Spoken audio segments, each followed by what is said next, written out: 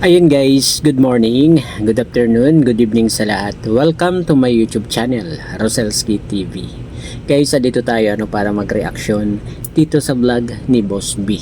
Hindi na po natin ipapakita si Boss B dito, parang papakinggan lang natin yung kanyang boses dito, pero bago ang lahat, pakisuportahan po muna ang ama ng Kalingap, Kuya Val Santos Matubang, Ate Edna Vlogs at Kalingap Rap. At ayun na nga guys, tinalakay ni Boss B dito yung pagpunta ni na Pulang Uod sa Singapore para mag-file ng kaso at sino itong mga kakasuhan guys.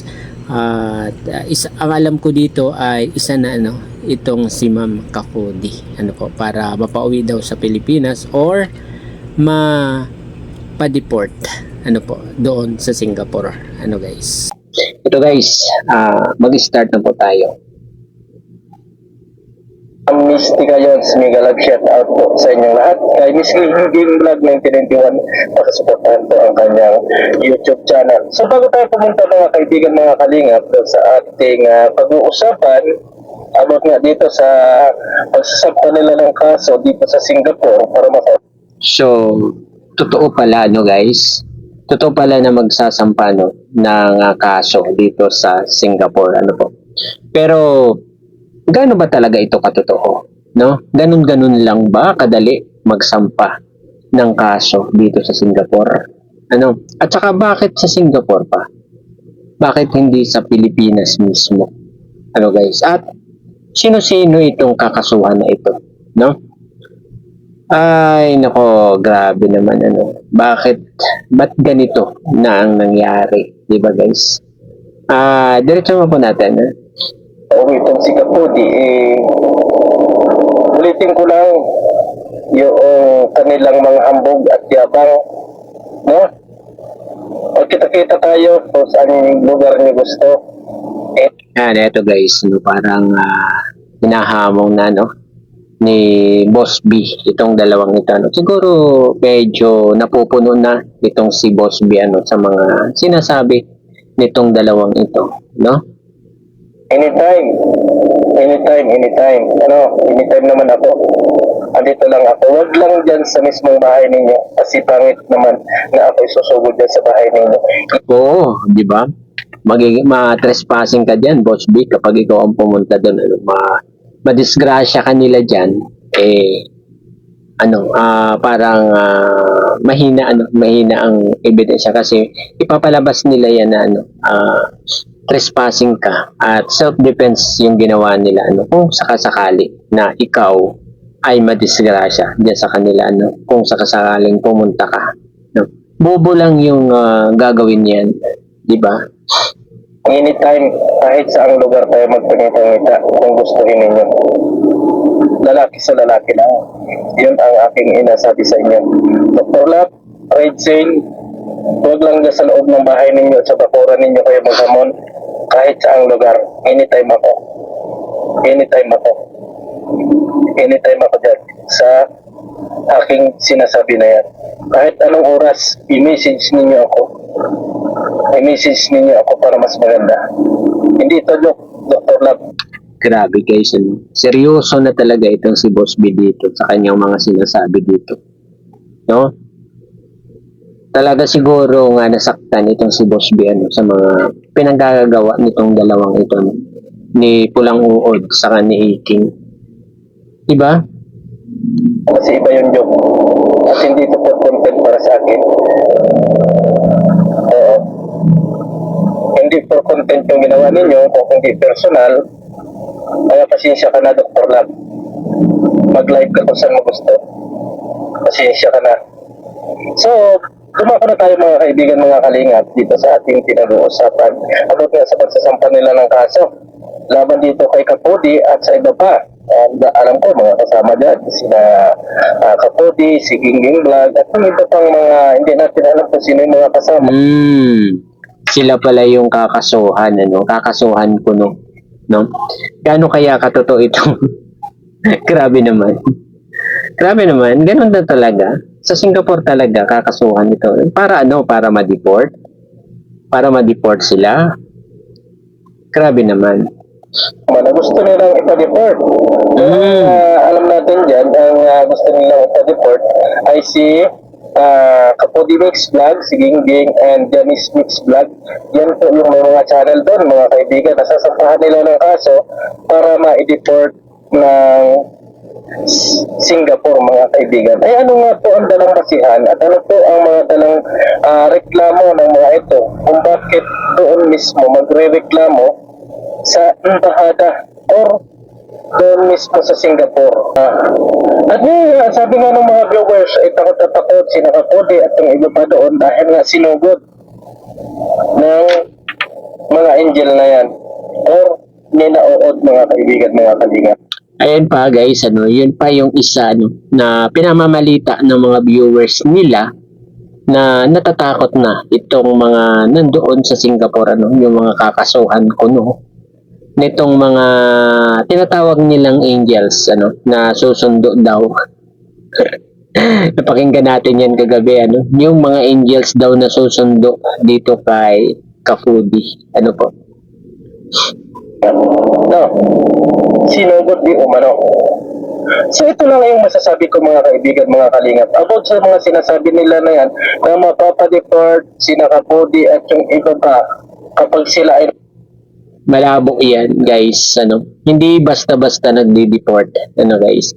Maliban na lang kung talagang may kaso ka dito sa Pilipinas na tinatago, guys. Yun, siguro mapapa-deport sila noon kasi may kaso nga. Diba? Pero itong babago pa lang kakasuhan or ipapile itong kaso ay siguro naman mahihirapan pa sila, guys. Mahihirapan silang gawin na ipa-deport itong mga nandito kasi may mga permit ito, guys. May mga permit. nagsampa ng kaso. Ako po, mga kaibigan, mga kalingap, ay hindi naniniwala na kaya ninyong gawin kung gaano kayo kalakas, mga kaibigan. Yes, so kahit gaano kalakas yan, kahit gaano kalakas yan, guys, ay hindi yan basta-basta, yung mga pagpapadeport na yan.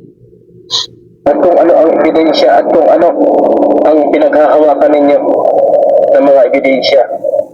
Kasi ang alam ko na makakapagpa-deport lang sa mga tao ay kung meron kayo talagang kaso dito sa Pilipinas o matindi yung kaso ninyo. Pero kung yung mga kaso na dala-dala ninyo ay mga haka-haka nyo lang at mga hearsay. Yes, so kung ito yung mga haka-haka o hearsay lamang, mahihirapan sila, guys, na mag-file ng kaso dito, mahihirapan sila talaga. Ilang ay napaka-imposible po. At ito pa ang isa, guys, napakatagal na nila sa Singapore. Yan si Ma'am Kapudi, si Ma'am Gingging, pauli-uli na lang yan diyan sa Singapore, guys. Kaya mahihirapan talaga sila, Oo, makapag-file sila ng kaso, maniniwala ba naman itong mga Singaporean or embahada ng Pilipinas doon na totoo yung kanilang ikakaso dito sa mga nandito, Ganong wala naman silang ginagawang masama, maging sa trabaho nila diyan, 'di ba? Kung maganda naman ang kanilang performance diyan, At sure tayo na maganda ang performance nila kasi tumakatagal sila nagpapalik-balik na sila diyan sa kanilang trabaho diyan sa Singapore, guys. Sa totoo lang, hindi ako naniniwala at mga panlapot na ginagawa mo. Ano sa totoo lang? Yun ang diyan, yun ang purpose nila diyan, guys. Yung takutin itong mga nandito sa Singapore para tumigil na saka lalaban sa kanila, 'di ba? Kasi itong mga nandito, yung may mga alam tungkol sa kanila, Kasi kasama ito sa mga sakulab dati ng mga sponsor ng EDSI, nagkasama-sama sila sa isang parang collaboration, 'di ba? Sa totoo lang, kung yung mga nasa Singapore, sampaling ko si Oo dyan, sampaling ko yan. Kung Oo nga, ano? Dapat nga, ano? Yung gumawa sila ng eksena doon. Di ba?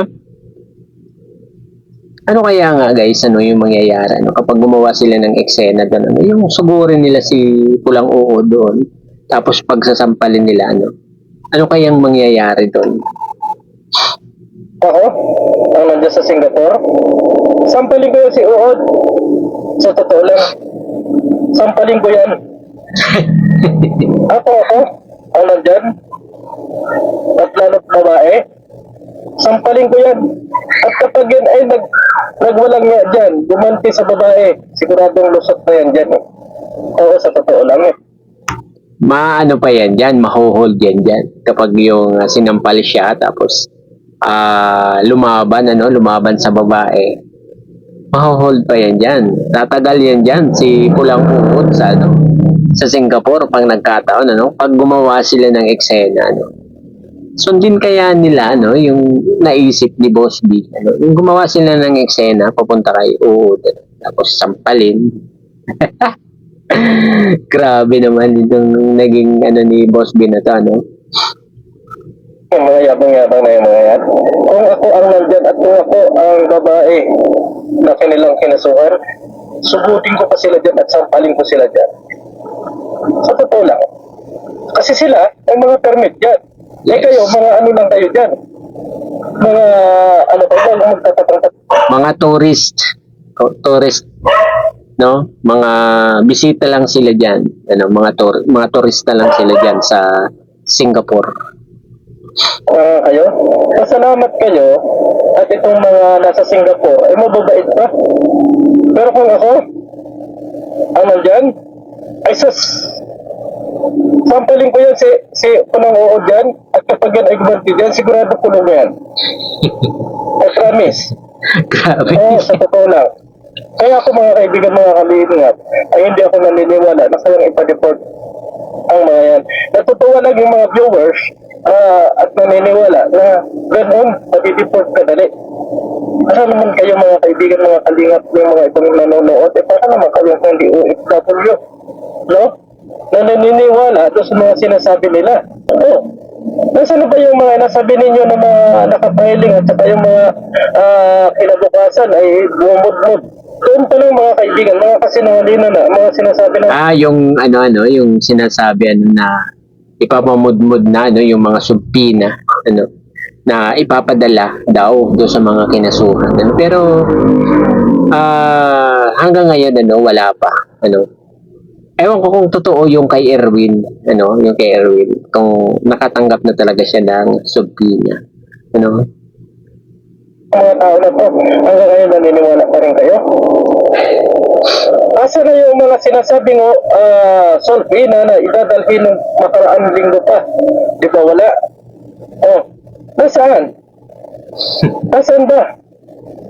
O di ba puro kayo kasi pananakot sa totoo lang. At ang natakot ninyo ay yung mga nasa Singapore at yung iba. Ang tanong ko sa inyo, natatakot ba kaya sa inyo? Oh, sa totoo lang. Natatakot kaya sa inyo? Patakot-takot ba yung mukha ninyo? O gumagawa lang kayo? Ito lang masasabi ko sa kasinungalingan nitong mga tao na to. Kasinungalingan. Anong sabi ng mga nakaraan? May mga darating na sampina sa inyo at magkita-kita tayo kung saan man nyo gusto makita. Bakit ang ngayon wala? The fake news. Fake news yan, Boss B, fake news yan. Kasi, ipapatagal pa, di ba? Yung talang, matagal na nilang, binabalita yan, na ipapamudmud na yung mga subpina na yun, matatanggap na, isa-isa, nung kanilang, mga kinasuhan, di ba? Yung mga inireklamo. Ibig sabihin kasi nungalingan. Dapat kung kayo ay magsasabi ng mga ganyan, ay ando na kayo sa akto at hawak-hawak. At saka bakit kung totoo yan, dapat tahimik lang yan sila. Di ba? Hindi yan binubulgar o pinapublic. Dapat tahimik na lang sila kung totoo yung mga reklamo o yung mga kaso o may parating na subpina. Di ba? dapat tahimik na lang yan sila eh. Pero bakit ang ingay nila? Ano, yung talagang parang nga lang tinatakot, no? Guys, tinatakot lang nila. Anak na ninyo. Oh, di ba? Masyado kasi kayong mga ambog sa totoo lang, mga ambog. Totally, sinimulan ninyo or inano ninyo ito na hindi for content at personalan, ay sige, guna tayo dyan. Guna tayo dyan. Oh, di ba? Puro kasinungaling na yung inasabi nyo. Paras tayong hindi taga Bicol. Yan ang tandaan ninyo, pero anytime ako. Ngayon, maniniwala yung mga viewers at saka yung mga iba na nanginginig na sa takot yung mga taga Singapore. Hindi ba ninyo nalaman na pwedeng mabaliktad ang pangyayari? Nako, pwede pala babaligtad pa, guys. So, delikado rin sila, di ba? Delikado rin yung mga magpapail na yun. Di ba, guys? Masyado niyong tinitrigger yung mga nasa Singapore. Eh, paggabawa ng drama yun, baka madampot yung uot ninyo dyan. Sa totoo lang. Sa totoo lang. Oo. Sa totoo lang, yung mga paghahambog ninyo, baka yung si uot ang makulong diyan.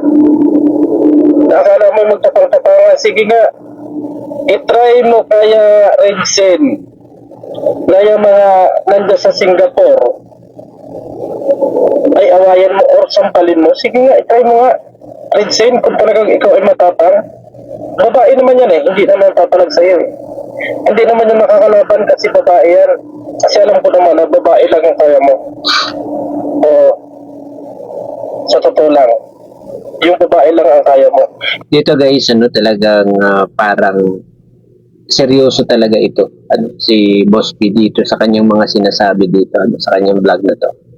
Dahil siguro dun sa live ni King ata yun o ni Pulang Uod na medyo binabastos nila itong GF ni Boss B.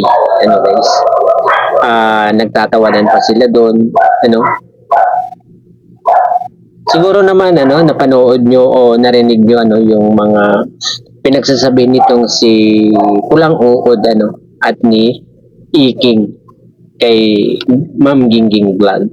Siguro ito ay napanood ni Boss B kaya medyo minit ang ulo nitong si Boss B. Di ba? At itong pinaghuhugutan niya dito ay yun siguro. Pero yung naging topic lang niya dito ay yung pagpunta talaga doon sa Singapore nila para kasuhan itong mga personalidad na nag-work dito sa Singapore. Guys? Hindi mo kaya yung mga lalaki. Kasi mawawala ng pambigas. Kapag lalaki ang inano mo, mawawala ng pambigas yung pamilya mo. Pero kung babae, okay lang. Kaya mong banahurahin. Di ba? Duwag naman talaga kayo. Totoo yun. Duwag naman talaga kayo sa totoo lang. Try mo. Ikaw, Dr. Lab, sige. Mag-live. Sabihin mo kay Redsen na ipakita yung tapang niya doon sa Singapore. Yung mga basher niya, yung mga galit sa kanya, yung sasampahan niya ng kaso, awayin niya doon. Sampalin niya doon.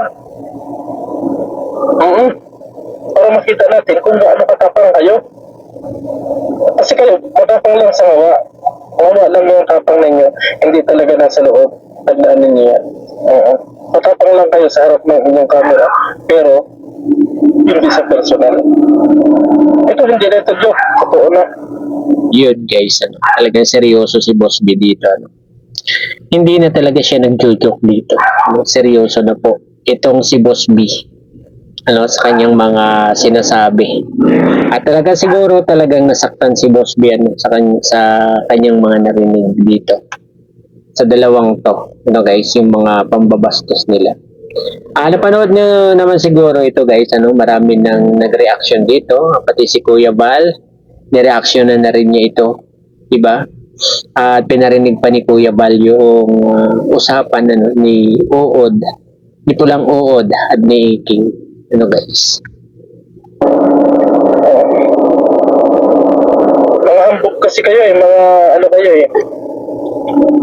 Oo. Sige. Gusto ninyo ng personalan? Sige, personalan tayo. Yan ang gusto ninyo eh. Oo. Ha?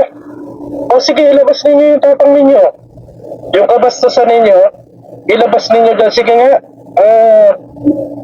Pag nakita ninyo dyan, itry nyo laplapin dyan si Gingging. Ayun guys, di ba? Yun yung narinig ni Boss B. Ano? Yun yung narinig natin sa video ni Kuya Bal. Ano nung nag-reaction si Kuya Bal? Yung lalaplapin si Gingging. Ano guys? Grabe. Grabe guys, kahit pa ako yung maging BF ni Gingging. At narinig ko yan na sinabi niyang iba, ano? Talagang kukulo ang dugo ko or iinit ang ulo ko, di ba? Sige nga, Redsen. Pag nalaplap mo si Gingging dyan at walang nangyari sa'yo, masasabi kong nagpakatapang mo. Challenge ko sa'yo. Andyan ka rin naman sa Singapore, yung mga nasabi ng mga viewers mo, laplapin mo si Gingging. Sige. Grabe, no? Challenge na ni Boss B. Grabe. Grabe, saan kaya guys patutungo itong mga sagutang ito, ano? Parang away na ito eh, no? Personalan na ito, guys, ano? Hindi lang ito nakapokus sa issue. No, guys? Grabe. Uminit na talaga dito si Boss B, guys. Na-challenge kita kung kaya mo. Pero kung hindi mo makakaya, wala kang bayad. Wala kang bayad. I-challenge. Challenge ko sa'yo. Kasi nandiyan ka naman sa Singapore, taga-sisiga-sigaan ka dyan. At no, sabi ng mga viewers mo, na baka kung ano ang mangyari sa inyo at saka ni Gingging, itry mo. Itry mo na laplapin si Gingging. Sige nga. Itry mo kaya dyan. Guys, ano, halatang halata talaga si Boss B na, no? Na naapektuhan talaga siya, ano, sa mga narinig niya dito kay Iking sa kay Pulang Uod, no? Mga bastos kasi ang mga bungangan nitong mga to, eh, no? Hindi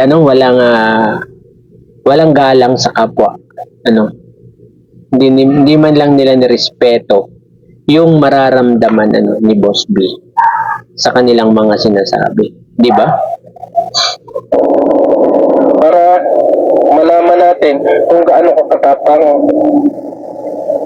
at kung gaano katotoo yung mga inasabi mo. Nakadaldalan. Hindi kasi yun content yung inasabi mo eh. Kung personal yun, kaya gawin mo. Ina-challenge kita rin sila. Gawin mo dyan. Huwag mo sa live ka lang mambastos.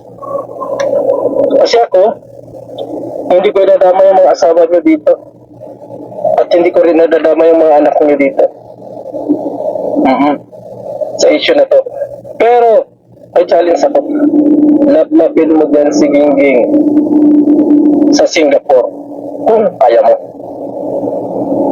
I-video mo, isid mo sa akin kung magugustuhan na nasabi mong magugustuhan ni Gingging yung gagawin mo sa kanya. Sige. Grabe, ano, sinabi pa pala yun ni Pulang Uod, ano, na magugustuhan daw ni Ma'am Gingging yung gagawin, ano, yung paglaplap nitong si Pulang Uod, ano. Sobra talagang, ano, nabastusan talaga si Boss B dito, ano. Grabe naman yun, ano, nasabi yun nun nila, ano, guys. Grabe na to, guys, itong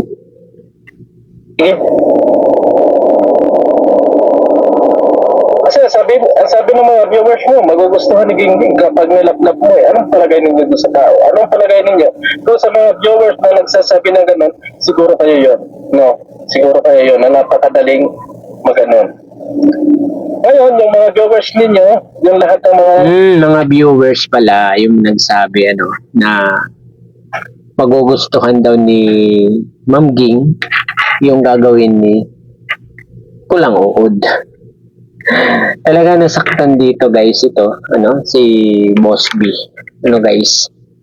At naunawaan natin si Boss B ano kahit ako yung nasa katayuan niya ay talagang uusok ako ano guys. Tawag dito, iinit ang ulo ko. Ano?